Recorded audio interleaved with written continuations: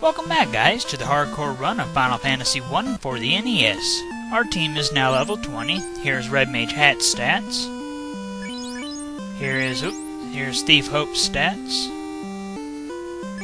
White Mage Doom's stats. And Black Mage Onyx's stats. Everybody still has the same magic weapons and armor. Here's our items, though. Alright. In the last episode, we destroyed the Fiends of Earth and Fire, Lich and Carrie. Normally our next destination would be the Ice Cave, but I really don't want to go there just yet. I'm not looking forward to going there. So instead, we're going to go to the Castle of Ordeos first, which I usually do anyway.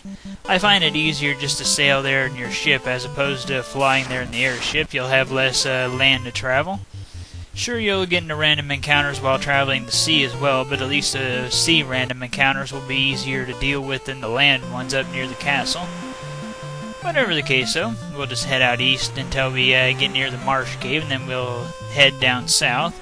Normally the castle would be at the northern end of the map, but again, sailing south will put you at the northern end of the map, so it's quicker to go that way.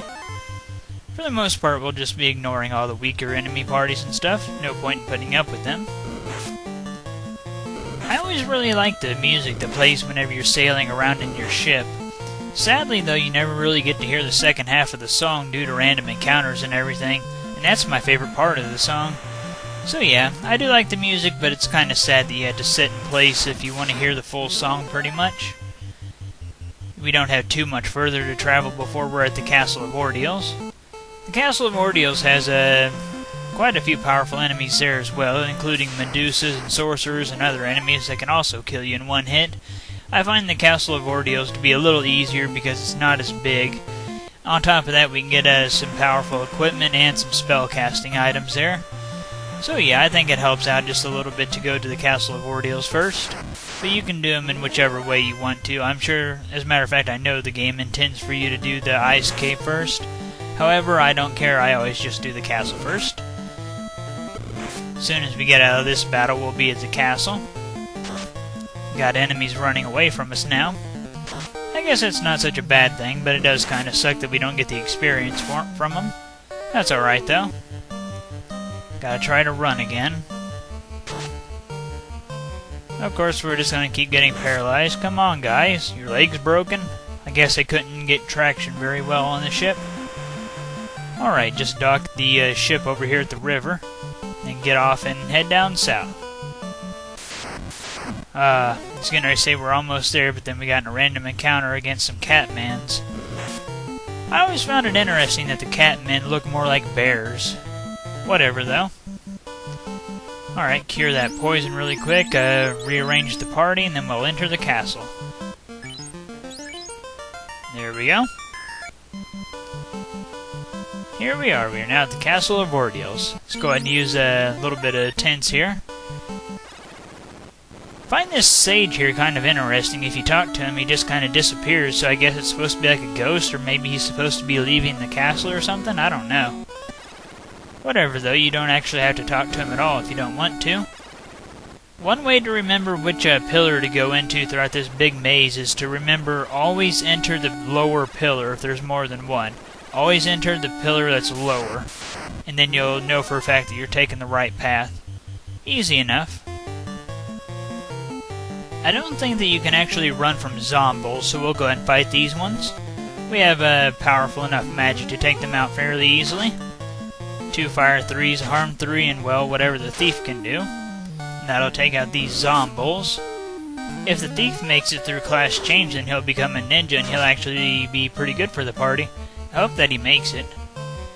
But like I said before, from the Castle of Ordeos and the Ice Cave, we'll probably end up losing probably 2, maybe 3 party members. We'll just have to wait and see. If we're really lucky, then we won't lose any party members, but I highly doubt that we'll be that lucky. Throughout this entire floor, you won't really be getting into many random encounters because most of the areas with the pillars are pretty small. So you'll probably get into maybe 2 or 3 random encounters. At least that's what I usually get into. We got a spellcasting weapon over here, or actually it's a piece of armor, the Zeus Gauntlet, which is guarded by a Mud Golem. Mud Golem should go out fairly easily. The golem type enemies here in Final Fantasy 1 usually hit pretty hard, but they also go down really easily as well. So it seems like they don't have very good physical defense or something. I have noticed that they do got pretty good magical defense though. Alright, got the Zeus Gauntlet. Whenever you use that as an item in battle, it'll cast lightning too. So we'll be keeping that around for a little while, and you'll definitely want to avoid red gargoyles. We'll go ahead and have the white mage cast anti-fire. Alright. I'm really glad that we got the first chance there to run away.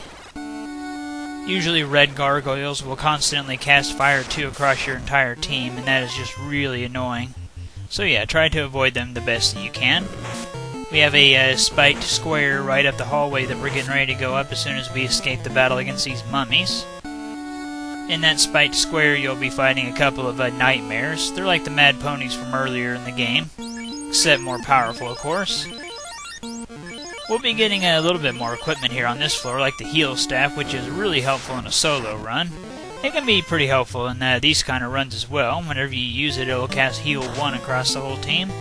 So it can be kind of helpful, but overall you're probably better off just casting heal 2 or heal 3 if you have one of those. Alright, we got the heal staff. We'll probably keep that around. You'll get a couple of pieces of armor later on that do that same thing, the heal helmets. There are 2 of those in the game. Alright, go ahead and drop that iron gauntlet. We don't really need that. An ice sword, not too bad. Alright, we got the gold bracelet. That's the piece of armor I was looking for over here. We'll go ahead and give that to the red mage. There we go, got the gold bracelet equipped in.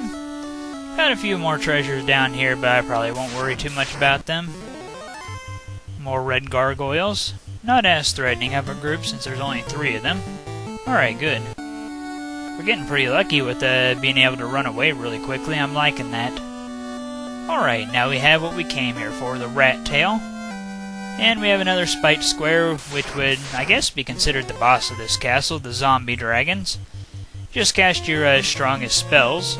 Fire 3, harm 3, all that stuff. Our usual strategy for undead enemies, of course. They should go down first turn, no problem. They can hit pretty hard, but we got more than enough HP to withstand their attacks. Like I said, I don't think that they'll make it past the first round. Find it kind of strange that some of the weapons in this game don't actually work against the enemies that they're supposed to. It's all bugged and everything. Like the dragon sword, you'd expect to work really well on dragons, but it doesn't. The flame sword should work really well on ice creatures, but it doesn't. The ice sword should work really well against fire creatures, but it doesn't. Just stuff like that. I know that it's all bugged and everything, but still. And like I've said before, it's the first game in the series, so it's alright, I guess. Alright, almost back to our ship anyway. We got some more catmen and a saber tea. Sadly, you can't really do anything with the tail until you have the airship, because you need the airship in order to get to Bahamut. Which is why we're going to the ice cave, of course. Go ahead and heal that poison really quick. I'm really glad that we didn't lose any warriors there in the Castle of Ordeals. Didn't mean to switch the white mage's place with the thief, that's alright though. As I've said before, with the ice cave coming right up, I'm very sure that we'll be losing at least 1 or 2 warriors. I fully expect to lose at least 2. We'll have to wait and see what happens. I don't want to lose any of them, because they can all be really helpful at some point or another. If I had to pick one that would have to go if one of them does go, it'd have to be the thief, though, like I've said before. He's just the least useful to the team right now. But like I said, if he becomes a ninja, he'll be a lot better. We'll just have to wait and see what happens. With a name like Doom, I'd fully expect the white mage to go out. We'll have to wait and see what happens, though. White mage meets her doom. I really hope it isn't my white mage that goes out, though, because I like white mages. I like all the mages. The mages are always fun to play as. Going up here just really quick. There we go. We're going to heal up at the end right here, and then we're going to sail out west to the ice cave. I'm going to try to keep our health and magic up the best that I can on the way to the ice cave.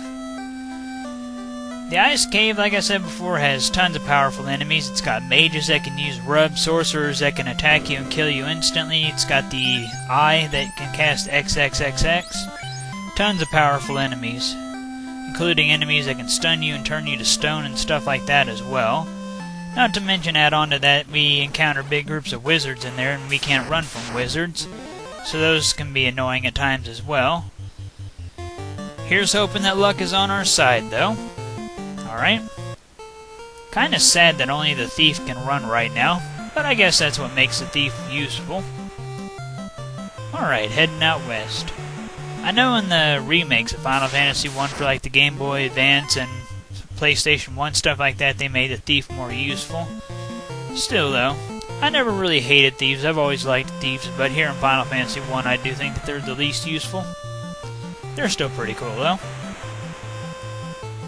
I remember as a kid the Ice Cave was definitely my most hated part of all of Final Fantasy 1. And even nowadays it's still probably my most hated part of Final Fantasy 1. I remember whenever I finally got class change, I bought 4 cat claws from this store in the town that you encounter later on in the game called Gaia. And I equipped all my warriors with cat claws, and I thought, wow, they're doing so much damage. And I wound up killing Kraken and Tiamat and finishing the game using cat claws because I thought that they were so incredibly powerful. Of course, nowadays I know better than that, and I know that there are plenty of more powerful weapons than cat claws. Still, though, kind of funny. Cat Claw is the Black Wizard's best weapon in the entire game, but then again, Black Wizards aren't known for their physical strength, they're known for their magical powers. We're just about to the Ice Cave now. We'll probably encounter maybe 2 more random encounters before we get to the Ice Cave. We'll heal up whenever we get there. I definitely want my HP up for this. I hope we don't lose too many warriors here in the Ice Cave. One thing that's kind of interesting about warriors if they get turned to stone is that the frozen tiles that you walk over and they do damage, and the lava that you walk over in the volcano will still hurt the warrior that's been turned to stone. Kind of interesting. Don't know why it does that, but it's probably just an oversight or something. Who knows? Alright, time to heal up. There we go. And into the Ice Cave. Alright. Here on the first floor, there aren't too many terrifying enemies. You mostly will encounter wizards and groups of mummies and cockatrices. The cockatrices can be really annoying, but wizards aren't too bad at this point in the game. Cockatrices can be annoying because they'll turn us to stone. In a normal run, I wouldn't worry too much about that, but here in this particular run, I don't want them to turn any warriors to stone, and we got a lot of them here. Go, guys! Yeah, that's right, y'all are just gonna stand there until one of you gets turned to stone. That really sucks. Alright, well, good start to the Ice Cave so far. Already lost our white mage. Way to go! You know, you guys could have gotten away from them quicker if y'all wouldn't have just stood there and watched them. Oh, poor white mage. I like white mages. I didn't want to see that one go. Hopefully everything else will go more smoothly from here on out. I really hope so. We've already lost 1 warrior, and it's the beginning of the Ice Cave. I wasn't expecting to lose any warriors until the 2nd or 3rd floor at least. Like I said though, hopefully things will just go a little more smoothly for us from here on out. Maybe they just wanted to throw all the bad luck that they could at us from the get-go. We'll have to wait and see what happens. Alright, on this floor is where some of the really annoying enemies can start appearing, like the sorcerers that can kill you instantly just by hitting you. Like, they'll hit you, it'll say that they did 2 damage, and you'll die instantly anyway, and oh god, I hate mages. I hate mages. Mages almost always get the first strike on you, and they like to use rub. Oh my god, thank you, thank you, thank you. Alright. Whew, okay. Yeah, I'm a little bit nervous right now about losing my warriors. This cave sucks. Okay, we made it off of that floor. I rarely get into a random encounter on that floor that we just went through. Okay, there are a couple of treasures on this floor, including the floater that we came here for, but we can't get to the floater just yet. These ghosts are some of the least threatening enemies here in the Ice Cave. The other treasures that you can find here on this floor is a flame sword and a cloth. The cloth is guarded by a group of mages, so definitely don't waste your time on the cloth. The flame sword isn't really worth your time either if you have ice swords, because the ice sword is more powerful. Alright, let's take out these ghosts and keep on moving. I'm only really going to bother with getting 2 treasure chests in the entire Ice Cave. The first one has an ice shield in it, which is tied with the flame shield for the thief's best shield. Well, the ninja's best shield. But still, I'll be giving that to my thief if he becomes a ninja. Same way with the body armors for Ninja, the flame and ice armors are tied for his best one there as well. Whatever the case though, we'll just keep on moving. I'll be getting the ice shield out of a treasure chest and the floater obviously, because we'll be needing that to get the airship. We've been getting pretty lucky with these weaker random encounters. I'm not too worried about enemies that can paralyze me. On top of enemies that can instantly kill you, there are also enemy parties that just hit you for a large amount of damage just as it is, like ice giants and stuff like that. I'm not too worried about them either. I'm mainly just worried about mages and sorcerers and stuff like that, because they can instantly kill me, of course. Alright, from here we had to go to the floor up above us, and then we had to fall down a hole, and then we'll be at the floater. The hole that we had to fall down into is just over here to the right. The treasure chest that I was talking about earlier that I'd have to get the ice shield out of is right next to that hole, and thank God we got first strike. A lot of cockatrices again. It'd be nice if we could have the warp spell or the exit spell at this point in the game. Get out of the cave instantly after getting the floater, but whatever. Maybe that's why they made it to where we couldn't get them until later. It'd make the cave too easy, I suppose. Gonna heal up the team, and then we got a spiked square that has what could be considered the boss of the ice cave, the Eye. The Eye can use quite a few instant death spells, so hopefully we kill it first. Okay. Yeah, I didn't expect the thief to kill him instantly. There we go, nice. Got him before he got any of his magic off. Sweet, just like that we got the floater. Nice. One thing that's kind of interesting with the Eye is that he has a different sprite in this version as opposed to other versions. I don't really know why they changed it. Whatever though, I guess maybe it's too spooky or something. I don't know. The only thing that we have left to do here in the ice cave is get out. And hope that everything continues to go smoothly for us. Pretty much we just have to go back to the main floor and there will be an exit waiting there for us. Once we get out of here we have to go to a desert that's south of Crescent Lake. Then we'll use the floater there and it'll make the airship appear from underneath the desert. Then from there we can go do our class change. If the thief makes it through class change and everything, he'll be the new leader of the team because he'll have more defense than my red mage at that point. Level 21, nice. Alright. Still makes me kind of sad that we lost our white mage though. That'll mean we'll have to be using heal potions a lot more from this point on. We should still be okay though. The red mage has a pretty good amount of healing magics. And then the thief can learn some black magics whenever he becomes a ninja, so that can help out a little bit as well. Not to mention we'll be getting spellcasting items, even more than what we already have now. So that'll also help. We should be okay, but still, I didn't want to lose my white mage. I like white mages. Alright, nice. We just had to avoid cockatrices now, and then we'll be safe. Alright. Because I said something, we'll probably get stoned here. Not going to risk that happening. Okay, good. Just going to use Fire 3 just in case. Kill them all off. And of course we encounter more. They're really out to get us right now. Okay, good. That would have been really horrible if we would have just lost our black mage at the last second there. Alright, that went a lot smoother than I thought it would, despite losing our white mage. I expected to lose more than that. Especially whenever we encountered those mages, I thought for sure that we were going to lose more warriors. Usually they like to open up using rub. But I'm glad that they didn't, and our next destination is the desert that is south of Crescent Lake, the Ryukan Desert or something like that. It's got a really weird name, I just call it the desert.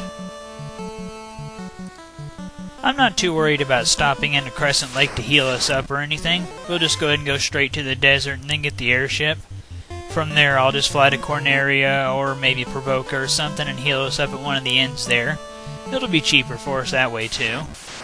We just don't really have that many threatening enemies on the way to the desert as it is, so I don't really feel like we need to heal up.